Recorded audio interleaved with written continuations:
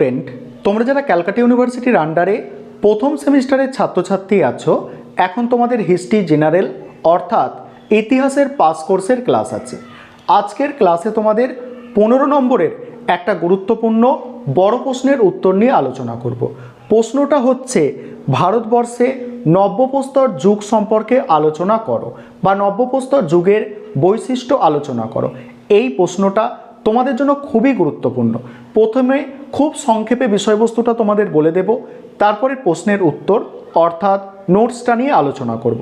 এবং নোটসটা আমি দুটো ভাষায় রেখেছি, অর্থাৎ প্রথমে তোমাদের আমি বেঙ্গলিতে নোটসটা বুঝিয়ে দেব এবং শেষে তোমরা যারা ইংলিশ ভার্সন আছো তোমাদের জন্যও নোটসটা আমি দিয়ে রেখেছি। তাহলে আজকের ক্লাসটা সম্পূর্ণ প্রথম থেকে শেষ পর্যন্ত বুঝে নাও। তার আগে বলে রাখি, তোমরা যারা ক্যালকাটা ইউনিভার্সিটির আন্ডারে প্রথম সেমিস্টারের ছাত্রছাত্রী আছো, তোমাদের জন্য অনলাইন কোচিং ক্লাস চলছে। তোমরা যারা অ্যাডমিশান নিতে চাইছো, স্ক্রিনে যে নম্বরটা দেখতে পাচ্ছ এই নম্বরে যোগাযোগ করে অ্যাডমিশান নিতে পারো। আমাদের আজকে আলোচনার যে বিষয়টা ছিল যে নব্যপ্রস্তর যুগ সম্পর্কে আলোচনা করো। এখানে প্রথমেই তোমাদের জানতে হবে যে নব্যপ্রস্তর, এই যে প্রস্তর ব্যাপারটা কি। প্রস্তর মানে হচ্ছে পাথর। এই পাথরের হাতিয়ারের ওপর ভিত্তি করে বা পাথরের ওপর ভিত্তি করে প্রস্তর যুগকে তিন ভাগে ভাগ করা হয়েছে। প্রাচীন প্রস্তর যুগ, মধ্যপ্রস্তর যুগ, তারপরে এলো কি নব্যপ্রস্তর যুগ। নব্যপ্রস্তর যুগের কালসীমা অর্থাৎ সময়সীমা সম্পর্কে বলা হচ্ছে যে আনুমানিক 10,000 খ্রিস্টপূর্বাব্দ থেকে 5,000 খ্রিস্টপূর্বাব্দ পর্যন্ত চলেছিল এই নব্যপ্রস্তর যুগ। তবে ভারতবর্ষে নব্যপ্রস্তর যুগের সূচনা হয়েছে একটু দেরিতে। খ্রিস্টপূর্ব 6,000 অব্দ নাগাদ এই নব্যপ্রস্তর যুগ ভারতবর্ষে সূচনা হয়েছিল বলে মনে করা হয়। এবারে আমি নোটসে আলোচনা করেছি যে নব্যপ্রস্তর যুগের বিস্তার কতটা ছিল। বিশেষ করে ভারতবর্ষের মেহেরগড়ে এই নব্যপ্রস্তর যুগের নিদর্শন কিন্তু পাওয়া গেছে। এবারে নব্যপ্রস্তর যুগের যেসব বৈশিষ্ট্য, এই নব্যপ্রস্তর যুগে মানুষ কি করলো, হাতিয়ারে কি হলো, পরিবর্তন এলো। এই সময় আরও ধারালো, আরও ছুঁচালো হাতিয়ার কিন্তু তৈরি করতে শিখলো মানুষ। তারপর কৃষিকাজের সূচনা হলো। এই সময় মানুষ প্রথম কৃষিকাজ করতে শুরু করলো। আর কৃষিকাজ করতে শুরু করার পরেই কি হবে, স্থায়ী বসতি নির্মাণ করবে। অর্থাৎ এই সময় মানুষ স্থায়ী বসতি নির্মাণ করলো এবং এছাড়া পশুপালন করতে শিখলো মানুষ এই সময়, এবং সমাজ জীবন এবং রাষ্ট্র ব্যবস্থার সূচনা হয়েছিল এই সময়। এছাড়া চাকার ব্যবহার এবং অন্যান্য উন্নত জিনিসপত্রের ব্যবহার কিন্তু এই সময় শুরু হয়েছিল।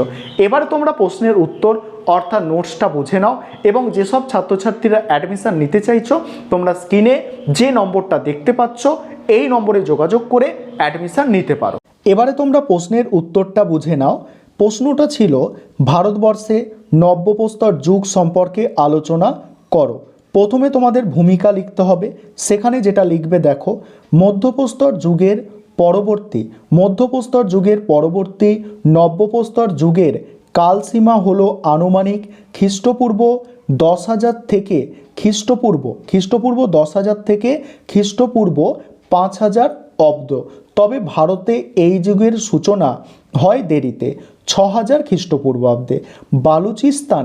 বালুচিস্তানে মেহেরগড়ে 6,000 খ্রিস্টপূর্বাব্দে বা তার কিছু আগে নব্যপ্রস্তর যুগের সূচনা হয় বলে ঐতিহাসিক ডিপি আগরওয়াল অভিমত দিয়েছেন। এবারে দেখো, অস্তিত্বের নিদর্শন অর্থাৎ এই নব্যপ্রস্তর যুগ কোথায় পাওয়া গেছে, এই যুগের সন্ধান কোথায় কোথায় পাওয়া গেছে। ভারতের মেহেরগড় নব্যপ্রস্তর যুগের সংস্কৃতির অন্যতম শ্রেষ্ঠ নিদর্শন। এছাড়া ইরাকের জামরো হাসুনা, জর্ডনের জেরিকো, দক্ষিণ মেসোপটেমিয়া, আনাতোলিয়া মালভূমি, সুইজারল্যান্ড, বর্তমানে পাকিস্তানের অন্তর্গত বালুচিস্তান আর ভারতের হচ্ছে বিহার, ওড়িশা, দাক্ষিণাত্যের বিভিন্ন স্থানে নব্যপ্রস্তর যুগের সংস্কৃতির বিভিন্ন নিদর্শন মিলেছে। তারপর দেখো নব্যপ্রস্তর যুগের বৈশিষ্ট্য। এবারে নব্যপ্রস্তর যুগের বৈশিষ্ট্যগুলো দেখে নাও। 1 নম্বর বৈশিষ্ট্য হচ্ছে হাতিয়ার। এই যুগের হাতিয়ারগুলিতে ধারাবাহিক পরিবর্তনের ছাপ সুস্পষ্ট। হাতিয়ারগুলি এই সময় যথেষ্ট তীক্ষ্ণ, মসৃণ ও উন্নত হয়ে ওঠে। এছাড়া কুলো, হামানদিস্তা, শিলনোড়া, জাঁতা, হাতুড়ি, বাটালি প্রভৃতি যন্ত্রপাতির উদ্ভব এই যুগেই হয়।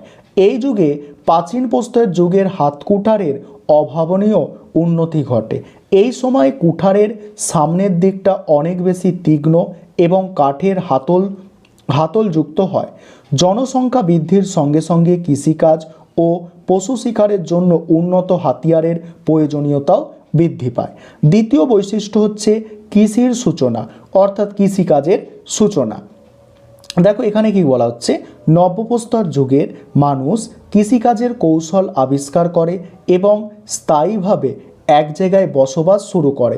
ফলে খাদ্য সামগ্রী থেকে এই যুগে খাদ্য সংগ্রহকারী থেকে এই যুগে মানুষ খাদ্য উৎপাদনকারীতে পরিণত হয়। আগে আদিম মানুষ কী করতো, বনে জঙ্গলে ঘুরে খাদ্য সংগ্রহ করত, কিন্তু এরপরে এই নব্যপ্রস্তর যুগে মানুষ খাদ্য উৎপাদনকারীতে পরিণত হলো। পূর্বে খাদ্য আশ্রয়ের নিশ্চয়তা না থাকায় প্রকৃতিতে মানুষ ছিল বড় অসহায়, কিন্তু নব্যপ্রস্তর যুগে কৃষির আবিষ্কারের ফলে মানুষের সেই অনিশ্চয়তা দূর হয়। তারপরে পরের পয়েন্ট হচ্ছে পশুপালন। এখানে কি বলা হচ্ছে, নব্যপ্রস্তর যুগে মানুষ কৃষির প্রয়োজনে পশুপালন করতে শুরু করে। পশুকে কৃষিতে কাজে লাগিয়ে কৃষি উৎপাদন যথেষ্ট বৃদ্ধি করা সম্ভব হয়। পরিবহনের কাজেও পোষ মানানো পশুকে কাজে লাগানো শুরু হয়। এই সময় দক্ষিণ এশিয়ায় হাতি এবং মহিষকে এবং জর্ডনে কুকুর ও ছাগলকে প্রতিপালন করা শুরু হয়। তারপরে দেখো পরের পয়েন্ট হচ্ছে স্থানীয় বসতি নির্মাণ। নব্যপ্রস্তর যুগে কৃষির আবিষ্কারের ফলে মানুষ নির্দিষ্ট কোনো অঞ্চলে স্থায়ীভাবে বসবাস শুরু করে। ফলে মানুষের যাযাবর জীবনের অবসান ঘটে। এই সময় বন্য পশুর দ্বারা আক্রান্ত হওয়ার ভয় মানুষের অনেকটা কমে যায়। তারা এই যুগের শেষ দিকে কুটির বা গৃহ নির্মাণ করতে শুরু করে। কুটির তৈরির জন্য তারা গাছের ডালপালা, লতাপাতা, ঘাস প্রভৃতি ব্যবহার করত। এই বসতি অঞ্চল কমে গ্রামে পরিণত হয়। কোথাও কোথাও এই গ্রামগুলোকে কেন্দ্র করে নগর গড়ে ওঠার সম্ভাবনা স্পষ্ট হয়ে ওঠে। তারপরের পয়েন্ট সমাজ জীবন ও রাষ্ট্র ব্যবস্থার সূচনা।